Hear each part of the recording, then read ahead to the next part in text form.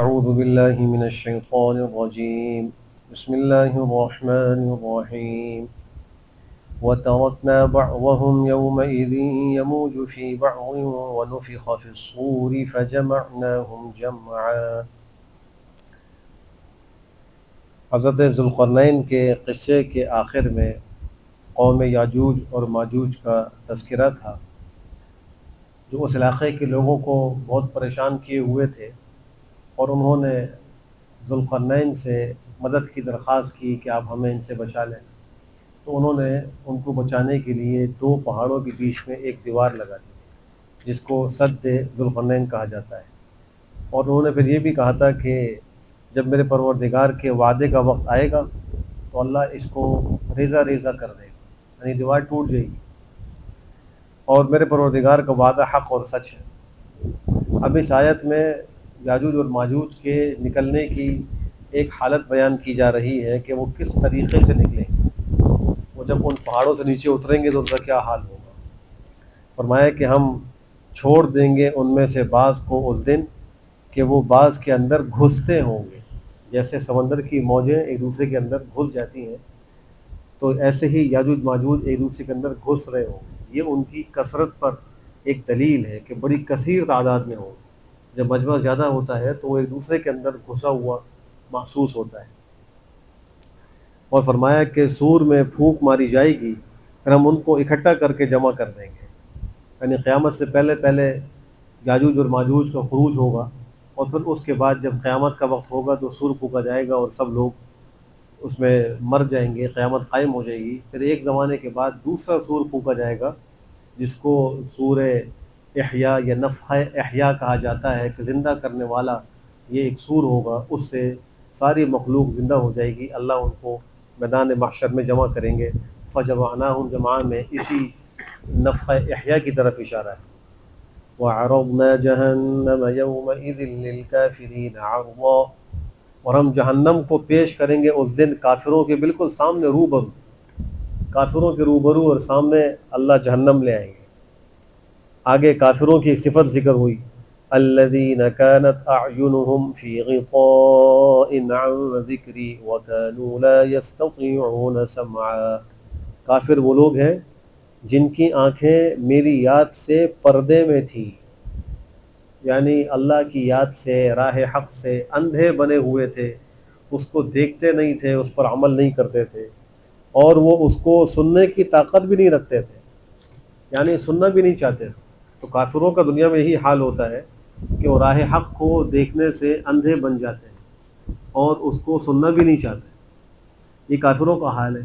آج کتنے ہی مسلمان ایسے ہیں کہ وہ بھی حق بات سننا نہیں چاہتے، اگر ان کو حق بات سنائی جائے تو وہ اس کے سننے پہ راضی نہیں ہے، وہ ان کو اچھا نہیں لگتا۔ یہ کافروں کی مشابہت ہے۔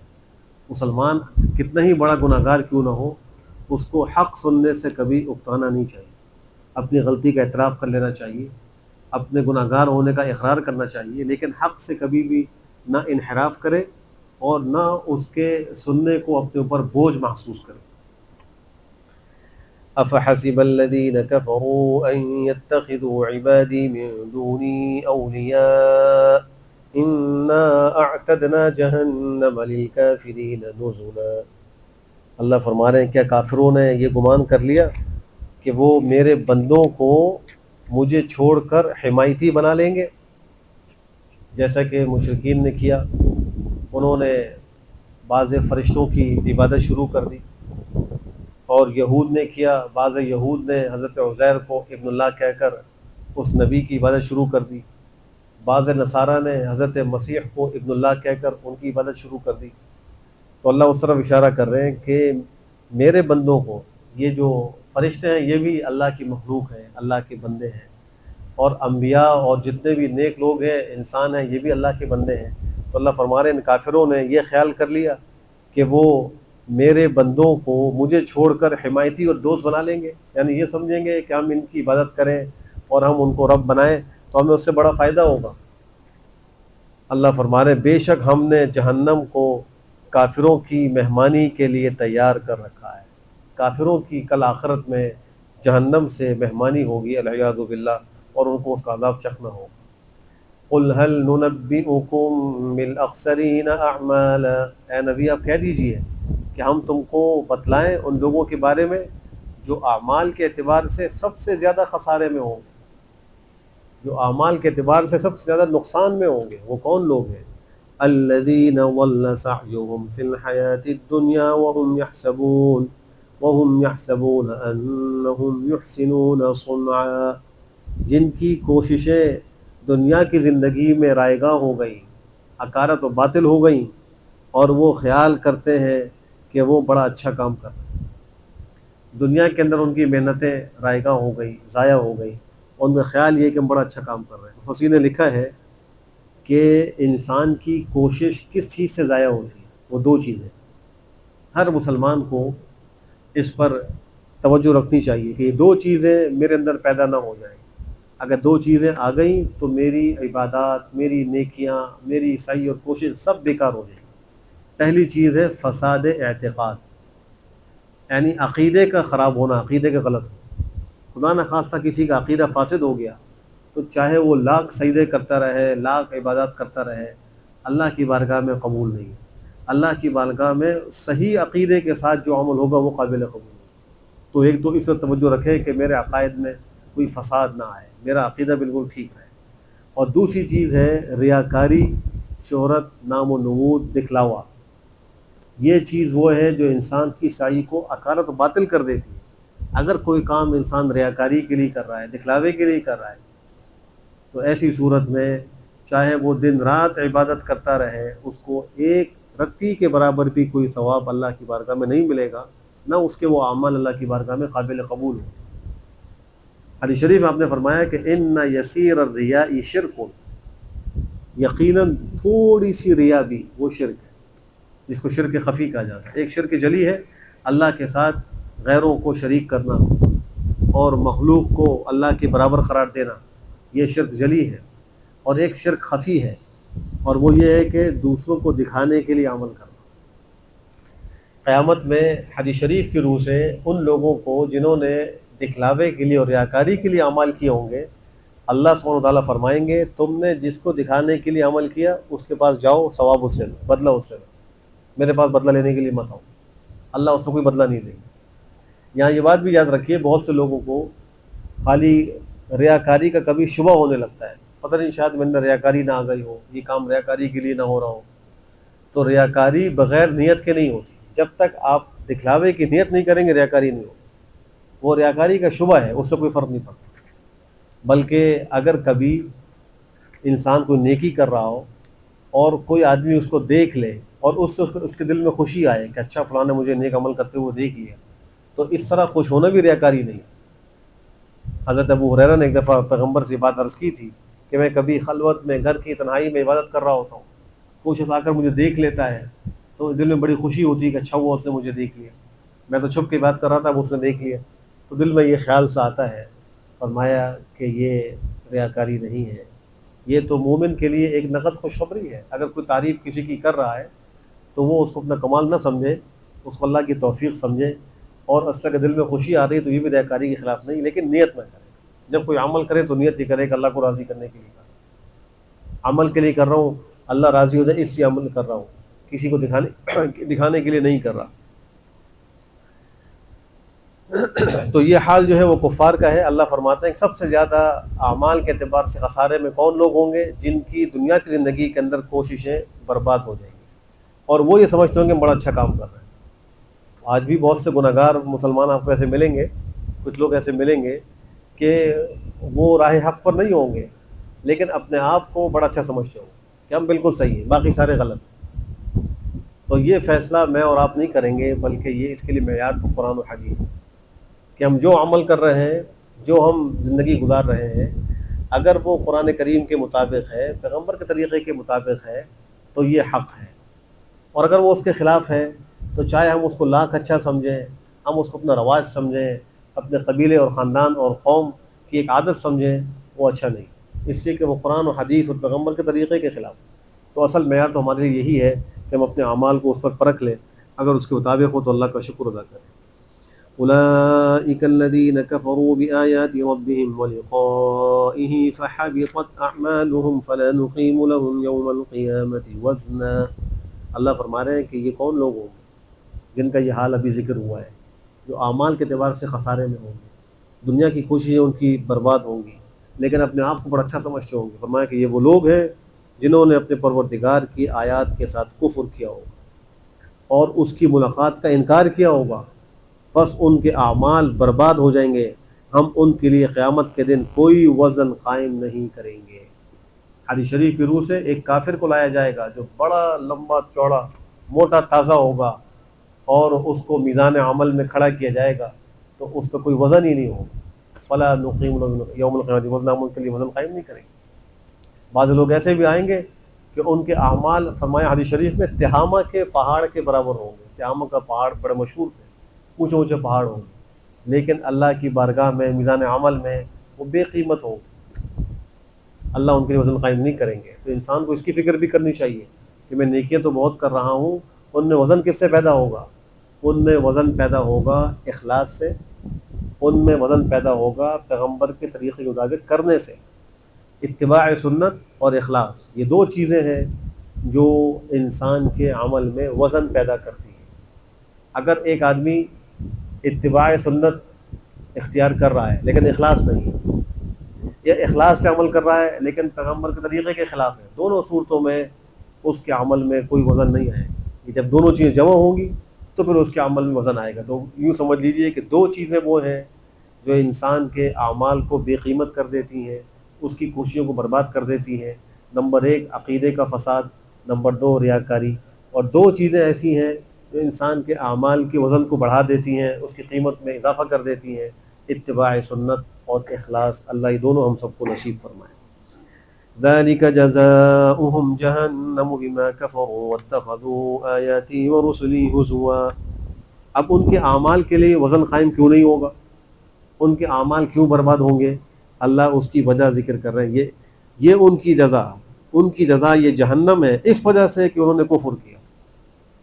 یہ ان کا بدلہ جو جہنم ہے یہ ان کے کفر کی وجہ سے ہے، نمبر ایک۔ اور نمبر دو، انہوں نے میری آیتوں کو اور میرے رسولوں کو مذاق بنایا، میری آیتوں کا مذاق اڑایا، میرے انبیاء کا مذاق اڑایا۔ اس وجہ سے ان کو قیامت کے دن یہ بدلہ ملے گا کہ وہ جہنم کی آگ میں جلیں گے اور ان کے اعمال کا کوئی وزن نہیں ہوگا۔ یہ تو حال تھا ان کا جو کفار تھے، جو اللہ کے نافرمان بندے تھے۔ آگے حال ان کا آ رہا ہے جو اللہ کے نیک بندے ہیں۔ ان الذين آمنوا وعملوا الصالحات كانت لهم جنات الفردوس نزلا۔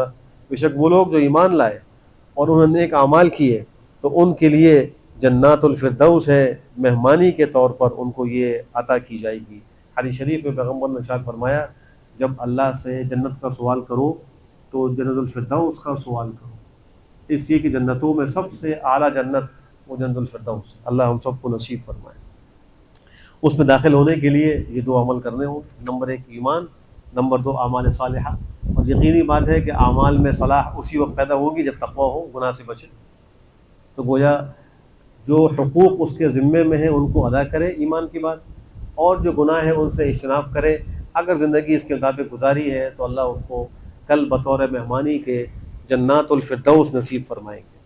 خالدین فیہا لا یبغون عنہا حولا، اس میں ہمیشہ ہمیشہ رہیں گے اور وہ اس سے منتقل ہونا نہیں چاہیں گے، کبھی بھی اس سے جدا ہونا نہیں چاہیں گے۔ انسان کی طبیعت دنیا میں تو ایسی ہوتی ہے، اس کو جتنے بھی اعلیٰ مکان میں رہائش دے دی جائے، اس کو کتنے ہی اعلیٰ مقام پر رکھا جائے، پرفضا مکان پر رکھا جائے، لیکن ایک زمانے کے بعد وہ اس سے اکتا جاتا ہے۔ ایک حد ہوتی ہے، ایک مہینہ، دو مہینہ، ایک سال، دو سال، آخر وہ اکتا جائے گا کہ بھائی مجھے یہاں سے نکال، میں یہاں نہیں رہنا چاہتا۔ تو کیا جنت میں بھی ایسی ہوگا؟ فرمایا کہ نہیں، ایسا نہیں ہوگا۔ جنت میں اللہ نے ایسا انتظام رکھا ہے کہ اس میں ہمیشہ ہمیشہ رہیں گے اور کبھی نکلنا نہیں چاہیں گے، کبھی نکلنے کی خواہش ہی پیدا نہیں ہوگی، اس لیے کہ جنت کی نعمتیں ہر لحظہ بڑھیں گی، ہر لمحہ اس میں اضافہ ہو رہا ہوگا، وہاں کی نعمتوں کے ذائقے بڑھتے رہیں گے، وہاں کوئی جمود نہیں ہوگا، وہ ترقی کرتا رہے گا، ترقی کرتا رہے گا۔ جیسے جہنم کے اندر جو سزائیں ہوں گی کافروں کی، ان میں ہر لمحہ اضافہ ہوگا، عذاب بڑھتا جائے گا، والعیاذ باللہ۔ تو جنتیں اس کے بالکل مقابل ہیں، تو وہاں کسی کو نہ اکتاہٹ ہوگی، نہ وہاں سے کبھی وہ نکلنا چاہے گا۔ قل لو كان البحر مدادا لكلمات ربي لنفد البحر قبل أن تنفد كلمات ربي ولو جئنا بمثله مددا. اے نبی آپ کہہ دیجئے اگر سمندر سیاہی ہو جائے میرے پروردگار کے کلمات کے لیے، یعنی وہ کلمات جن سے اللہ کی مدح و ثنا بیان کی جائے، اللہ کی صفات، تو فرمایا کہ سمندر ختم ہو جائیں گے قبل اس کے کہ میرے پروردگار کے کلمات و اوصاف ختم ہو. ایک اور آیت میں جو سورہ لقمان میں ہے کہ اگر دنیا کے درختوں کو قلم بنا دیا جائے، سمندروں کو سیاہی بنا دیا جائے، اور پھر وہ ان قلموں سے سیاہیوں کے ذریعے اللہ کی تعریف لکھی جائے، دنیا کے درختوں کے قلم ختم ہو جائیں گے، دنیا کے سمندر ختم ہو جائیں گے. حالانکہ دنیا میں 3/4 سمندر ہے، 1/4 خشکی، اکثر تو علاقہ سمندر کا ہے، لیکن پھر بھی سارے سمندر ختم ہو جائیں گے، اللہ کی بڑائی اور اس کے اوصاف، اس کی صفات اور اس وہ کلمات جن میں اللہ کی تعریف کی گئی ہے وہ ختم نہیں ہوں، کیونکہ اللہ کی ذات غیر محدود ہے، اس کی صفات بھی غیر محدود ہے، اس کی تعریف بھی غیر محدود ہے. دنیا محدود ہے، اس کے سمندر بھی محدود ہے، اس کے درخت بھی محدود ہیں، اور اس کے قلم بھی سب محدود ہیں. پھر بھی فرمایا کہ اگر ہم لے آئیں، اگر سے ہم اس جیسی سیاہی اور بھی لے آئیں، یعنی دنیا اور پھر دنیا کے مثل اور دنیا کے جتنے سمندر ہیں وہ سب سیاہی ہو جائیں، اتنے ہی اور بھی ہو جائیں، تو وہ سب ختم ہو جائیں گے لیکن اللہ کی تعریف ختم نہیں ہوگی. قل انما انا بشر مثلكم يوحى الي انما الهكم اله واحد فمن كان يرجو لقاء ربه فليعمل عملا صالحا ولا يشرك بعبادة ربه احدا. اے نبی آپ کہہ دیجئے بے شک میں بشر ہوں تم ہی جیسا، میں انسان ہوں، میں کوئی نور سے نہیں بنا، میں تم جیسا بشر ہوں. جیسے انسان کی پیدائش ہوئی ہے ایسی انبیاء کی پیدائش ہوتی ہے، لیکن فرق کیا ہے؟ فرق یہ ہے کہ میری طرف وحی کی جاتی ہے. اللہ اپنے انبیاء کو اپنے بندوں میں چنتا ہے اور پھر اللہ ان کو وحی سے سرفراز کرتا ہے، اور عام لوگوں پر وحی نہیں ہوتی. اور وحی کیا کی ہے کہ بے شک تمہارا معبود اکیلا ایک الہ ہے، یعنی اکیلا اللہ تمہارا معبود ہے اور کوئی معبود نہیں. تو گویا مجھ پر یہ وحی کی گئی ہے کہ اللہ اکیلا الہ ہے. بس جو شخص اپنے پروردگار کی ملاقات کی امید رکھتا ہے اس کو چاہیے کہ وہ نیک عمل کرے. جس کو یہ امید ہو کہ میں نے مرنا ہے اور اللہ کی بارگاہ میں پیش ہونا ہے، اللہ سے ملاقات ہوگی، جس کا یہ عقیدہ ہو، ہر مسلمان کا یہ عقیدہ ہے، اس کے بغیر تو مسلمان ہی نہیں ہوگا، تو فرمایا کہ اس کو چاہیے کہ عمل صالح کرے، نیک عمل کرے، اور شریک نہ کرے اپنے پروردگار کی عبادت کے اندر کسی کو، شرک نہ کرے، یعنی توحید کو اختیار کرے، شرک سے بچے. یہ ایک جامع نصیحت ہے جو پورے دین کو شامل ہے، پورے دین کا خلاصہ ہے. یعنی جن چیزوں کا حکم دیا گیا ہے ان پر عمل کرے، جن سے منع کیا گیا ان سے رکے. تو جس کو اللہ کی ملاقات کی امید ہے یہ ضرور کام کرے. ہر مسلمان کو یہ امید ہوتی ہے اور اس کا یقین ہے کہ اللہ سے ضرور ملاقات ہونی ہے، تو اس کو ضرور یہ 2 کام کرنے چاہیے، عمل صالح بھی اور شرک سے بچنے کا اہتمام بھی کرنا چاہیے. یہاں پر سورہ کہف مکمل ہوئی. مفسرین نے لکھا ہے کہ روایتوں میں آتا ہے کہ جو شخص سورہ کہف کی شروع کی اور آخر کی آیات تلاوت کرے تو اللہ سبحانہ و تعالیٰ اس کو ایک نور عطا فرماتے ہیں جو اس کے پیر سے لے کر سر تک ہوتا ہے. اور اگر کوئی پوری سورت کی تلاوت کرے تو اللہ اس کو ایسا نور عطا فرمائیں گے جو اس کے پیر سے لے کر آسمانوں تک ہو، اتنا نور عطا فرمائیں. حدیث شریف فرمایا کہ جب دجال کا ظہور ہو جائے جو شخص اس پر سورہ کہف کی شروع کی آخر کی آیتیں پڑھ کر پھونکے گا اس کے شر سے بچے. اسی طریقے سے فرمایا کہ جو سورہ کہف کی تلاوت کرے اس کے لیے ایک جمعے سے لے کر دوسرے جمعے تک ایک نور ہوگا جو اس سورت کے پڑھنے کے لیے اللہ اس کو عطا فرمائے. ایک حدیث میں یہ فرمایا کہ جو سورہ کہف کی تلاوت کرتا ہے تو یہ اس کے لیے ایک جمعے سے دوسرے جمعے تک کا کفارہ ہے، گناہ صغیرہ جو ہے ان کے لیے کفارہ بنتا ہے. تو یہ بڑی عظیم الشان صورت ہے، اس میں بڑے عظیم مضامین بیان ہوئے ہیں. ان کو پڑھنے کا بھی اہتمام کرنا چاہیے. گھر کے اندر عورتوں بچوں کو بھی شروع کی آخر کی آیتیں زبانی یاد کرانی چاہیے. کم سے کم اتنا کرنا چاہیے کہ 10 آیتیں شروع کی اور 10 آیتیں آخر کی یہ تو یاد کروائی جائیں صحیح طریقے سے. ہر بچے کو یاد ہو اور ان کو بتلایا جائے کہ اس کے یہ فائدے ہیں. تو جو یہ اہتمام کرے گا اللہ اس کی فتنوں سے حفاظت فرمائیں گے. اللہ ہم سب کو سارے فتنوں سے بچنے کی توفیق نصیب فرمائے. الحمدللہ رب العالمین والعاقبۃ للمتقین والصلاة والسلام على خير خلقه محمد وعلى آله وصحبه أجمعين. اللهم أرنا الحق حقا وارزقنا اتباعه وأرنا الباطل باطلا وارزقنا اجتنابه. اے اللہ ہمارے صغائر و کبائر کو معاف فرما. اے اللہ ہماری اور ہمارے بچوں کی ہر فتنے سے حفاظت فرما. اے اللہ دجال کے فتنے سے ہماری حفاظت فرما. اے اللہ دنیا کے فتنوں سے ہماری حفاظت فرما. اے اللہ رحم الراحمین ہم سب کو ریاکاری سے بچنے کی توفیق نصیب فرما. نبی کریم صلی اللہ علیہ وآلہ وسلم کا اتباع نصیب فرما. اے اللہ شرک سے ہم سب کی حفاظت فرما. اے اللہ عقیدے کی درستگی نصیب فرما. توحید پر قائم و دائم فرما. اے اللہ جب وقت آخر ہو، اے اللہ رحم الراحمین کلمہ زبان پر ہو، حسن خاتمہ کی دولت سے ہم سب کو مالا مال فرما. اے اللہ ہمارے بیماروں کو شفا صحت عافیت نصیب فرما. اے اللہ رحم الراحمین ہمارے مرحومین کی کامل مغفرت فرما. اے اللہ ہم سب کو مرنے سے پہلے آخرت کی خوب تیاری کی توفیق نصیب فرما. اے اللہ مظلوم مسلمانوں کی مدد فرما، بالخصوص فلسطین و غزہ کے مسلمانوں کی اللہ مدد فرما. ظالموں کے ظلم سے ان کو نجات نصیب فرما. اے اللہ ان کو جان مال عزت آبرو کا تحفظ نصیب فرما. اے اللہ ان کے خوف کو امن سے تبدیل فرما. اے اللہ مسجد اقصیٰ کی حفاظت فرما. بیت المقدس کو اے اللہ دشمنوں سے آزاد فرما. حرمین شریفین کی حفاظت فرما. اے اللہ رحم الراحمین ان حاضرین کے دل میں جو بھی جائز خواہش اور مراد ہے اس کو غیب سے پورا فرما. جملہ مشکلات کو آسان فرما. تمام نیک مقاصد میں کامیاب و کامران فرما. ربنا تقبل منا انك انت السميع العليم وتب علينا انك انت التواب الرحيم. وصلى الله تعالى على خير خلقه محمد وعلى آله وصحبه أجمعين برحمتك يا أرحم